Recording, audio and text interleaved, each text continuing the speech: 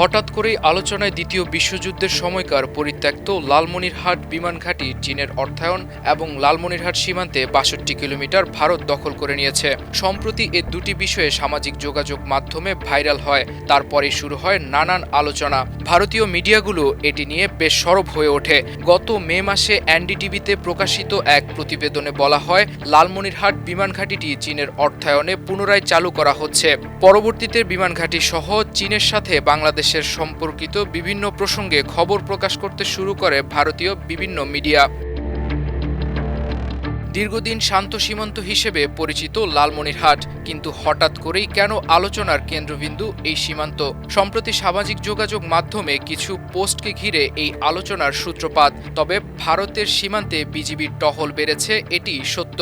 গত ৭ নভেম্বর ভারতীয় সংবাদ মাধ্যম ইন্ডিয়া টুডেতে প্রকাশিত এক প্রতিবেদনে বলা হয়েছে, বাংলাদেশের সীমান্তের পাশে শিলিগুড়ি করিডোরে নতুন ৩টি সেনা ঘাঁটি স্থাপন করেছে ভারত। চিকেন নেক করিডোরের নিরাপত্তা বাড়াতে বামুন কৃষাণগঞ্জ ও চোপড়াতে এসব ঘাঁটি বানানো হচ্ছে।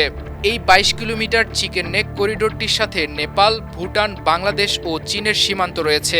সে কারণেই ভারতের কাছে বিষয়টি এত গুরুত্বপূর্ণ। লালমনিরহাট শুধু সীমান্ত নয়, এটি একসময় ছিল একটি গুরুত্বপূর্ণ সামরিক বিমান ঘাঁটি। ১৯৩১ সালে ব্রিটিশরা এখানে ১,০০০ একরের বেশি জায়গায় এয়ারড্রোম তৈরি করে। দ্বিতীয় বিশ্বযুদ্ধে জাপান বিরোধী অভিযানে ব্যবহৃত হয়েছিল এই বিমান ঘাঁটি। কিন্তু ভারতীয় মিডিয়ায় বলা হচ্ছে, বাংলাদেশের লালমনিরহাট বিমান ঘাঁটি চীনের অর্থায়নে পুনরায় চালু করা হচ্ছে। পরবর্তীতে বাংলাদেশ বিমান বাহিনী এ বিষয়ে পরিষ্কারভাবে জানিয়ে দেয়, এমন কোনো পরিকল্পনা তাদের নেই। এমনকি সরকারের পক্ষ থেকেও এ বিষয়ে কোনো বিবৃতি দেওয়া হয়নি। পরে রিউমার স্ক্যানার বাংলাও জানায়, লালমনিরহাট বিমান ঘাঁটিতে চীনের অর্থায়নের বিষয়টি সম্পূর্ণ গুজব। রংপুর জেলার সঙ্গে ভারতের আসাম ও পশ্চিমবঙ্গ মিলিয়ে প্রায় ১৮২ কিলোমিটার আন্তর্জাতিক সীমান্ত রয়েছে। তবে এই ৬২ কিলোমিটার নিয়ে ছড়ানো গুজবে এলাকায় তৈরি হয়েছে বিভ্রান্তিকর পরিস্থিতি। পরবর্তীতে দেখা গেছে এ দাবি সম্পূর্ণ ভিত্তিহীন ও বানোয়াট। দুই দেশের সীমান্ত চিহ্ন, পিলার কিংবা ল্যান্ডমার্কের কোথাও কোনো পরিবর্তন হয়নি। ভারতের বিএসএফ আমাদের জায়গা বা ৬২ কিলোমিটার জায়গা যে দখল করছে ভারতের বিএসএফ, এটা আমরা জানি না, বা এটা অসত্য, এটা সত্য নয়, এটা মিথ্যে কথা। ৮ দিন ২৪ ঘন্টা সীমান্তয় চলাফেরা করতেছে। আমাদের বাংলাদেশে যত জমি জমা আছে, আবাদ সাবাদ আছে সীমান্তয়, আমাদের বাংলাদেশের জনগণ যায় সীমান্ত আবাদ কৃষি শোধ করতেছে, আনতেছে।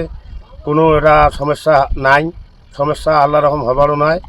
আর আমাদের বাংলাদেশের যারা এই গুজবগুলো সবানাচ্ছে, এটা বারনার গুজব, এই গুজবে আমরা কান দিবেন নই। এ বিষয়ে লালমনিরহাট ব্যাটালিয়ন ১৫ বিজিবি এর commanding chief officer lieutenant colonel Mehedi Imam বলেন, ৬২ কিলোমিটার দখল নিয়ে সামাজিক যোগাযোগ মাধ্যমে প্রচারিত সংবাদগুলো সত্য নয়। একটি মহল বাংলাদেশের ভাবমূর্তি ক্ষুণ্ণ করতে মনগড়া ও রাষ্ট্রবিরোধী মিথ্যাচার করছে। বিজিবি দাবি করছে, সার্বভৌম বাংলাদেশের সীমান্তের প্রতিটি ইঞ্চি তাদের নিয়ন্ত্রণে রয়েছে। তারা নাগরিকদের অনুরোধ করে বলেছে, সোশ্যাল মিডিয়ার কোনো তথ্য আগে যাচাই বাছাই করতে হবে এবং গুজব ছড়ানো থেকে বিরত থাকতে হবে। আমি এটাকে স্পষ্টভাবে বলতে চাই, এটা সম্পূর্ণ একটা ভিত্তিহীন এবং বানোয়াট একটা খবর, যার মূল লক্ষ্য হচ্ছে গিয়ে জনমনে আতঙ্ক সৃষ্টি করা। এটা কোনো সত্যতা নেই। আমরা বিজিবি আমরা সীমান্তে দায়িত্ব পালন করছি।